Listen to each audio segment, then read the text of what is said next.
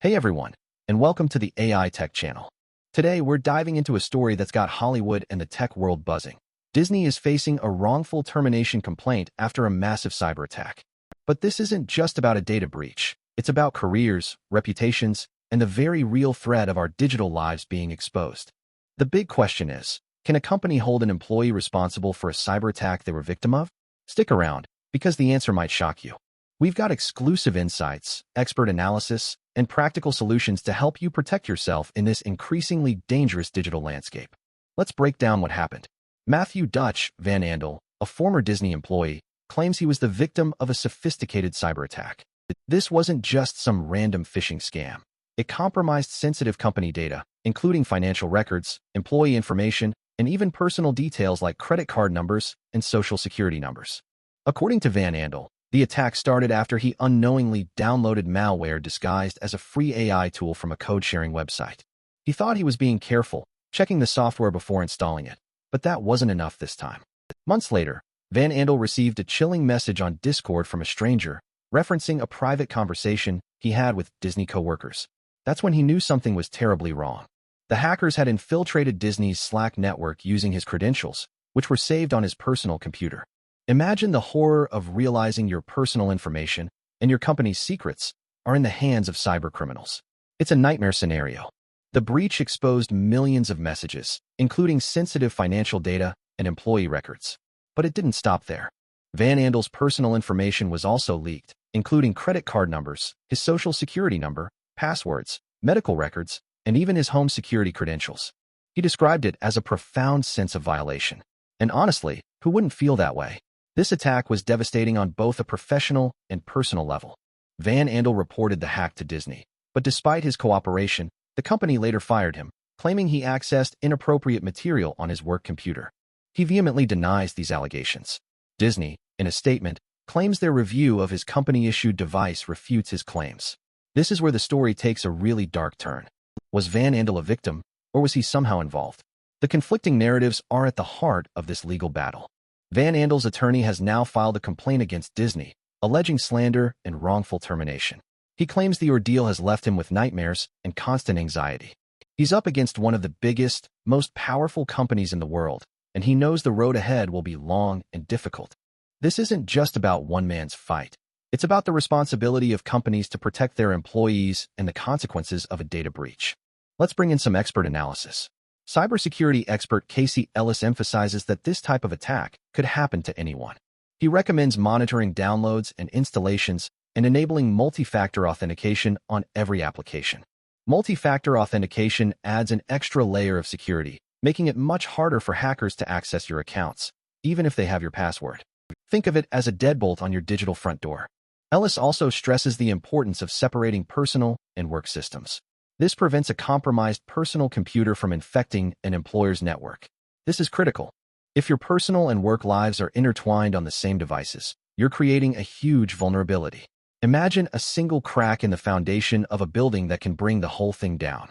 That's what happens when you don't separate your digital worlds. Let's get a little technical. The malware Van Andel downloaded likely employed techniques like polymorphism, changing its code to evade signature-based detection. This is a common tactic used by sophisticated hackers. Furthermore, the use of credential harvesting techniques allowed them to steal his login information. This involves the malware silently capturing keystrokes and storing passwords.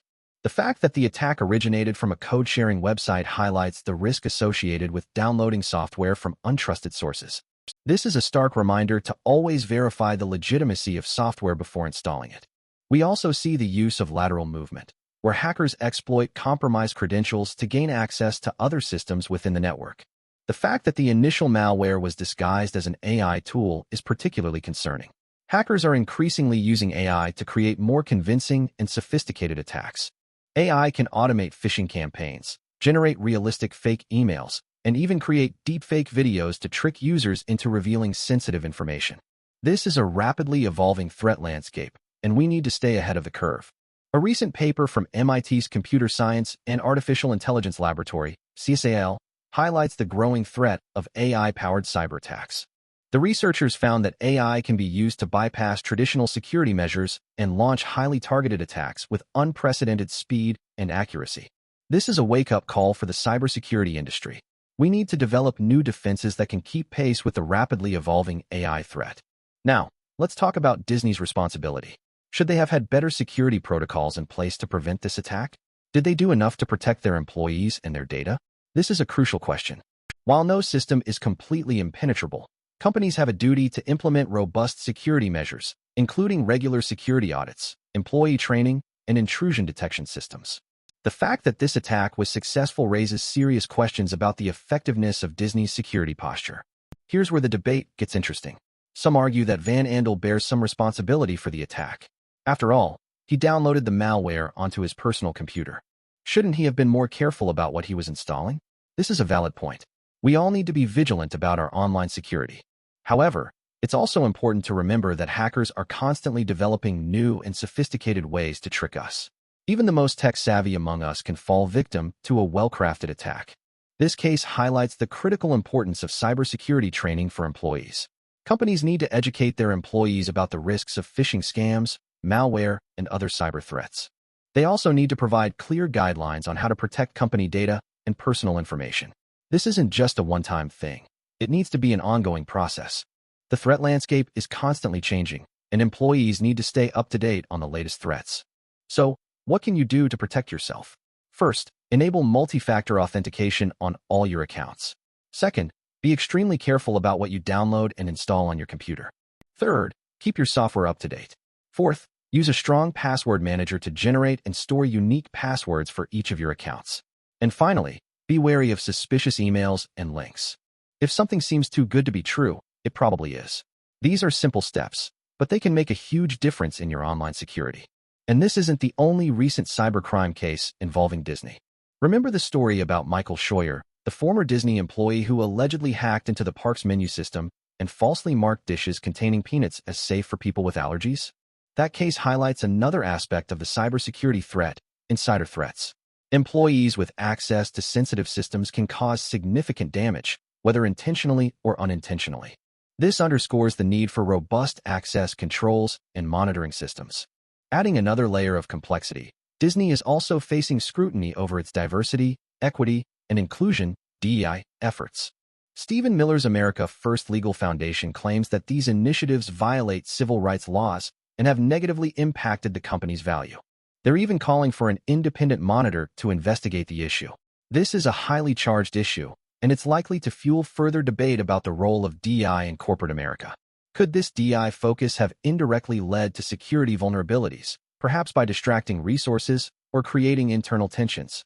It's a controversial question, but one that deserves consideration. So what's next for Disney and Dutch Van Andel? The legal battle could drag on for months or even years. The outcome will have significant implications for both Disney and its employees. It could also set a precedent for how companies handle cyberattacks and employee terminations in the future. The rise of AI-powered cyberattacks is a growing threat, and we need to be prepared. We predict that companies will invest heavily in cybersecurity training and technology in the coming years. We also expect to see more lawsuits related to data breaches and wrongful terminations. The digital landscape is becoming increasingly dangerous, and we all need to take steps to protect ourselves. This Disney case is a stark reminder of the importance of cybersecurity in our increasingly digital world. It's a complex story with many layers, from the technical aspects of the cyberattack to the legal and ethical considerations of employee termination. What do you think? Should Disney be held responsible for the cyberattack? Do you think Van Andel should have been fired? Let us know in the comments below. And don't forget to like and subscribe for more in-depth analysis of the latest tech news. Stay safe out there.